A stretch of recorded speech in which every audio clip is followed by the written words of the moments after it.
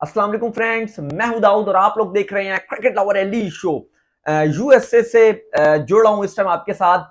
रात का टाइम हो रहा है। अगर आप पाकिस्तान में देख रहे हैं तो आपको गुड मॉर्निंग, सुबह सुबह आप लोगों की हो रही है।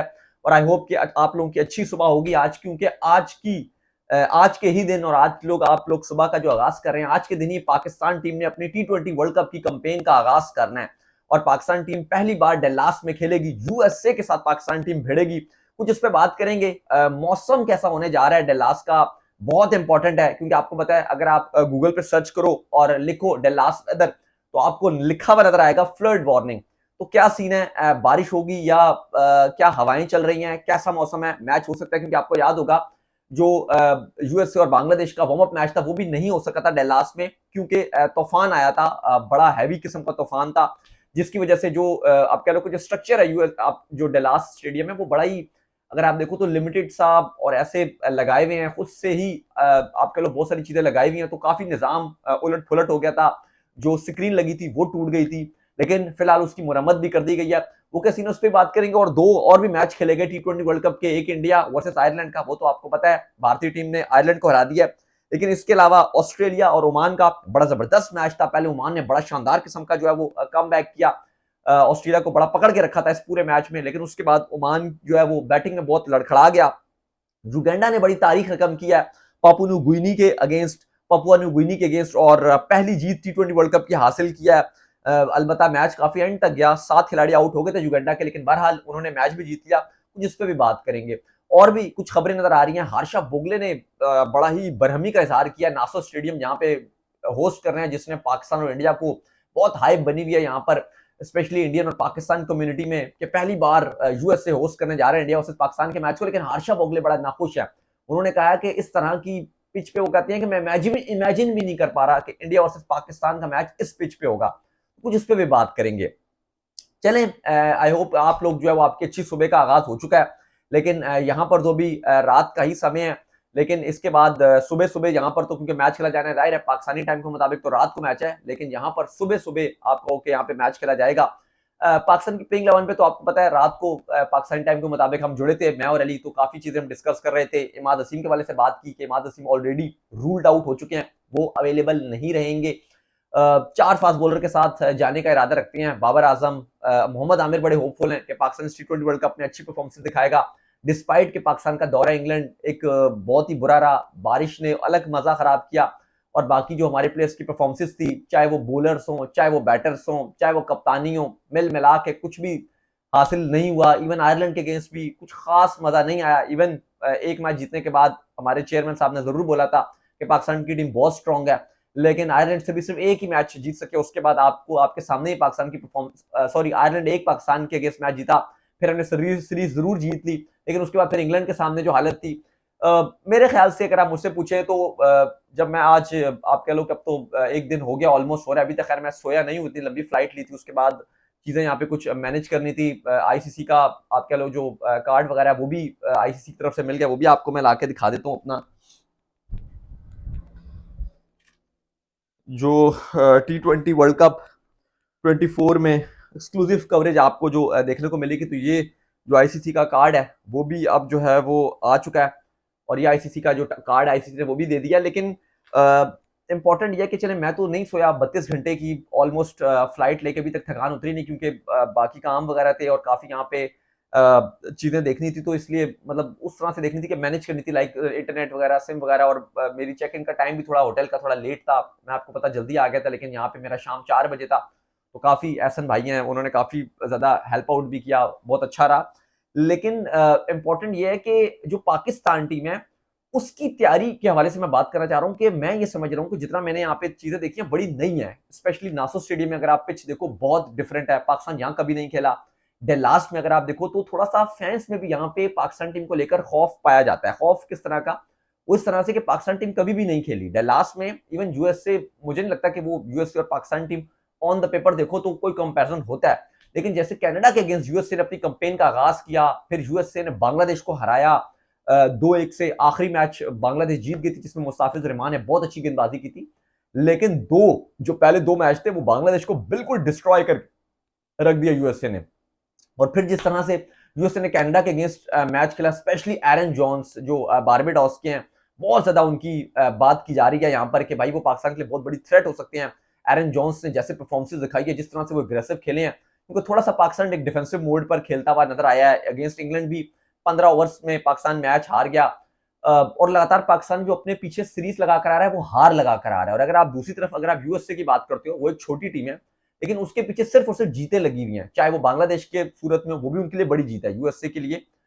शायद आप बोलोगे कि बांग्लादेश की टीम छोटी है, ठीक है, लेकिन यूएसए के पॉइंट ऑफ व्यू से टेस्ट प्लेइंग नेशन को उन्होंने हराया है, ये एक उनकी बड़ी अचीवमेंट थी। उन्होंने 2-0 पहले किया, फिर आखिरी वो हार गए। एक तो उनके पीछे वो अचीवमेंट लगी हुई है, दूसरी अपनी वर्ल्ड कप का कैंपेन का आगाज जिस अंदाज में किया है, अभी तक अगर आप किसी की कोई यहां पर बात की जा रही है तो वो एक यूएसए की टीम है जिसने परफॉर्मेंसेस दिखाई हैं। ठीक है, कनाडा भी एक छोटी टीम है, कोई बड़ी टीम नहीं है, और ऑलरेडी उसमें पाकिस्तानी इंडियन दोनों टीमों में मिक्स थे।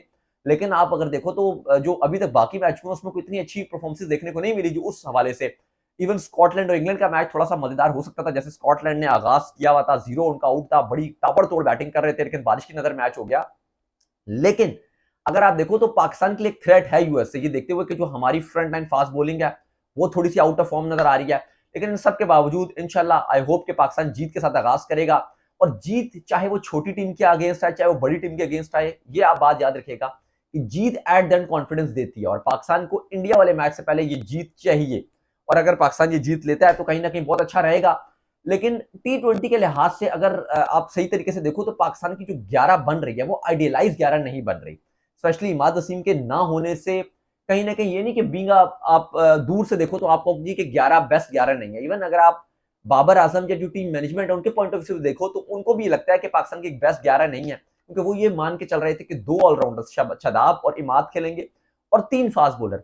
लेकिन अब पाकिस्तान टीम डल्लास में 4 फास्ट बॉलर के साथ जाएगा, एक शादाब खान, और बाकी सेम टू सेम वही प्लेइंग 11 जो हमने आपको बताई भी है।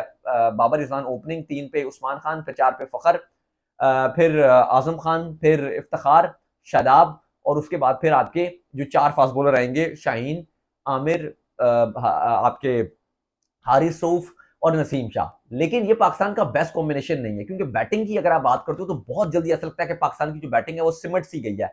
अगले 4 बॉलर आ जाते हैं, ठीक है, शाहीन भी हिट मार लेते हैं, नसीम ने भी अफगानिस्तान से 1-2 मैच जितवाए हैं, लेकिन आप उनको ऐसे नहीं देखते कि भाई वो मैच आपको फेर देंगे, वो आपके पास बोनस होती है उनकी बैटिंग। अगर आप कहो कि भाई यही है बैटिंग के लिए, तो फिर वो आपके लिए अनफॉर्चुनेट रहता है, और थोड़ा सा पाकिस्तान के लिए नुकसानदेह नजर आ रहा है। जो बैटिंग है हमारी वो बड़ी जल्दी खत्म होती हुई नजर आ रही है, नंबर 7 के बाद, यानी कि 5 डाउन के बाद बैटिंग नजर नहीं आ रही, और यही चीज पाकिस्तान के लिए एक वरीड का साइन लगा हुआ है। बाकी जो डल्लास का वेदर है उसके वाले से बेहतर खबर है कि जो मौसम है वो कल क्लियर नजर आ रहा है। इवन यहाँ का मौसम बड़ा डिफरेंट है, काले काले बादल एकदम से जो है वो आ जाते हैं रात के टाइम, शाम के टाइम। पाकिस्तान और यूएसए का मैच सुबह के टाइम है, सुबह मैच होगा, लेकिन स्टिल अगर आप मौसम देखो तो एकदम से यहाँ पे स्पेशली शाम को बड़ी ठंडी हवाएं भी चलने लग जाती हैं, मौसम भी बड़ा क्लाउडी होने लग जाता है। इवन जब जिस टाइम मैं लैंड कर रहा था उस टाइम भी हल्की हल्की जो बूंदाबांदी है वो शुरू हो गई थी, फिर एकदम जब लैंडिंग होगी तो उस टाइम फिर एकदम रुक गई बारिश। तो मौसम थोड़ा सा यहाँ का भी है खराब, लेकिन उम्मीद ये दायर की जा रही है कि डल्लास में हवा जरूर चलेगी, हवा होगी, लेकिन मौसम क्लियर नजर आ रहा है, तो उम्मीद करते हैं कि पाकिस्तान अपनी कैंपेन का आगाज अच्छा करेगा। दूसरी तरफ हार्षा बोगले बहुत ही बरहमी और बहुत ही गुस्से का इजहार कर रहे हैं। उनका मानना ये है कि जो पिच है नासो स्टेडियम की जहां पे पाकिस्तान वर्सेस इंडिया मैच खेला जाना है, उनका मानना ये पिच बिल्कुल भी उस लेवल की नहीं है कि आप पाकिस्तान इंडिया का इतना बड़ा मैच करवाते हो, क्योंकि ये पिच लो स्कोरिंग मैच की होगी, फंसी हुई पिच होगी, स्लो पिच होगी, और टी20 क्रिकेट में आपको ऐसी क्रिकेट चाहिए होती है जहां पे आप उम्मीद लगाते हो कि ज्यादा रन बनेंगे, ज्यादा बाउंड्रीज लगेंगे। लेकिन हार्षा बोगले के मुताबिक इतना बड़ा मैच है, इतने महंगे महंगे टिकट्स यहाँ पे बिक रहे हैं, 20-20 हजार यूएस डॉलर्स के यहाँ पे टिकट्स आप कह लो कि सोल्ड आउट हो रहे हैं, और फैंस खरीद भी रहे हैं। पाकिस्तानी फैंस ने भी काफी टिकट्स खरीदे हैं, लेकिन जाहिर है 80+% जो है वो इंडियन फैंस की है जिन्होंने टिकट्स खरीदे हैं।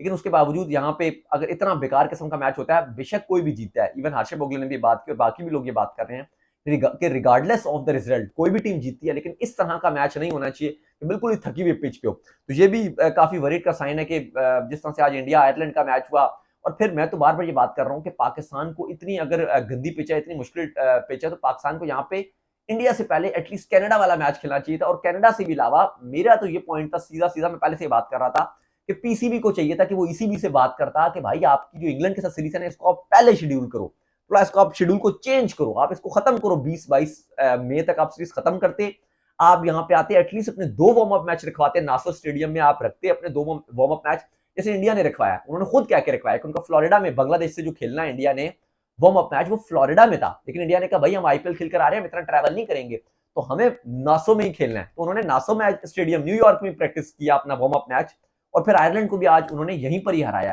तो पीसीबी भी ये कर सकता था, लेकिन उन्होंने कहा भाई हमें वार्म अप मैच ही नहीं खेलना। अब ये बड़ी अजीब सी बात है कि अगर आपने वार्म अप मैच भी नहीं खेला और आप फिर अब डल्लास में आप डायरेक्ट जाके आप यूएसए के साथ खेल रहे हो, चलो अल्लाह करे कल आज जो मैच खेला जाना है पाकिस्तान को, पाकिस्तान जीत भी जाता है, लेकिन फिर बात वही है कि नासो स्टेडियम जो न्यूयॉर्क पाकिस्तान टीम जब ट्रैवल करेगी तो यहाँ का क्या एक्सपोजर है, यहाँ तो आप बगैर प्रैक्टिस के आप इंडिया से खेलोगे। चलो यूएसए में आप देते हो मार्जिन कि पाकिस्तान टीम इतनी अच्छी होनी चाहिए कि बगैर खेले भी यूएसए को यूएसए की कंडीशन में हरा दे, होम टीम है। लेकिन इंडिया के साथ आप किस मुंह से ये बात करोगे कि भाई ठीक है जी उनको तो 2 मैच मिल गए प्रैक्टिस के, एक आयरलैंड वाला भी एक बांग्लादेश का भी, लेकिन हमें कोई मैच नहीं मिला और फिर भी हम खेलने आ गए हैं।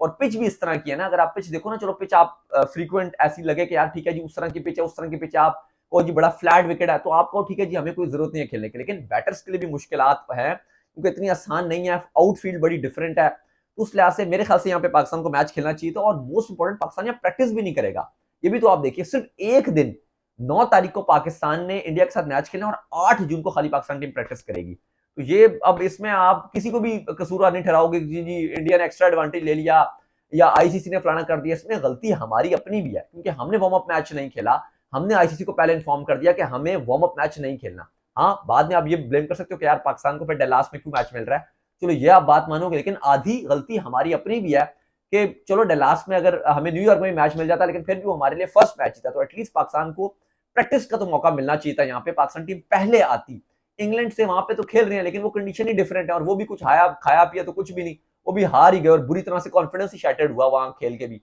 पहले सीरीज खत्म होती 20-22 मई को, यहाँ पे आते 2 वार्म अप मैच खेलते, न्यूयॉर्क में खेलते 2 वार्म अप मैच, या एक न्यूयॉर्क में खेलते एक डल्लास में खेलते, कहीं ना कहीं बहुत कुछ पाकिस्तान टीम सीख जाती। बहरहाल अब क्या पछताए हूं जब चिड़िया चुग गई खेत, बात तो वही है। खैर युगांडा ने पापुआ न्यू गिनिया को मैच हरा दिया और बड़ा हिस्टोरिक है। आपको याद होगा युगांडा की जर्सी के ऊपर आईसीसी ने एतराज उठाया था, इन्होंने फैंस के साथ जो वोटिंग करके जर्सी बनाई थी और उसके बाद आईसीसी ने कहा कि भाई स्पॉन्सर लगाने में मुश्किल हो रही है तो आप जर्सी जो चेंज कीजिए। बहरहाल 77 पर पहले Papua New Guinea all out हो गई और फिर युगांडा ने 78 रन का टारगेट, सिर्फ 7 विकेट के नुकसान पे जो टारगेट पूरा कर लिया।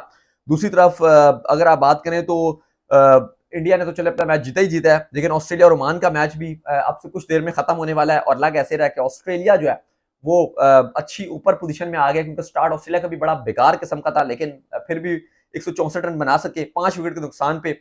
और ओमान की जो बैटिंग चल रही है वो बुरी हाल है उनकी टीम का, और लग रहा है कि बिल्कुल ही डिस्ट्रॉय करके रख दिया ऑस्ट्रेलिया ने। तो खैर आपके साथ दोबारा जुड़ेंगे, लाइव कवरेज आपको मिलेगी यहाँ से। अभी तो यहाँ पर काफी आपके लोग के लेट नाइट हो रही है और पाकिस्तान में भी जो है गुड मॉर्निंग का टाइम है, तो फिलहाल मैं भी आपसे ले लेता हूँ इजाजत, थोड़ी देर मैं भी आराम कर लेता हूँ, थोड़ी देर सो जाता हूँ, क्योंकि सुबह सुबह यहाँ पे फिर पाकिस्तान और यूएसए का जो मैच स्टार्ट होगा तो उसकी भी इंशाल्लाह कवरेज करेंगे। अली पाकिस्तान से मौजूद रहेंगे स्टूडियो से, और मैं आपको यहाँ से जो कवरेज देता हुआ नजर आऊंगा। इंस्टाग्राम पे फॉलो कर लीजिए मुझे, वहां पे मैं मौजूद हूँ दाऊद क्रिकेट के नेम से। अगर आपको कोई सवाल हो और अगर आप यहाँ पे रहते हैं और मिलना भी चाहते हैं न्यूयॉर्क में तो जरूर मैसेज कीजिए इंस्टाग्राम पे, इंशाल्लाह मुलाकात भी करेंगे, गपशप भी लगाएंगे, और डिस्क्रिप्शन में आपको हमारे बाकी लिंक्स भी मिल जाएंगे, फॉलो कीजिए। सो टिल देन अल्लाह हाफिज, बाय बाय, ख्याल रखिएगा अपना बहुत ज्यादा।